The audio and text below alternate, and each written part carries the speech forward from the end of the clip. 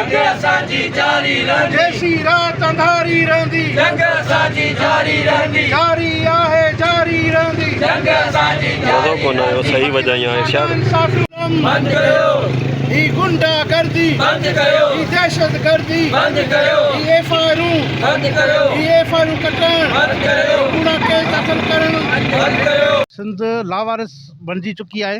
हिते केर बि हक़ जो आवाज़ु नथो उथारे सघे। हिते माना जेको जीअं खपे उहो करे सघे थो। यज़ीदी दौरु हली रहियो आहे त हैदराबाद में जेको वाक़ियो थियो आहे वकील सां जेको वाक़ियो पेश आयो आहे ऐं उनजी जेतिरी मुज़मत कजे उहा घटि आहे।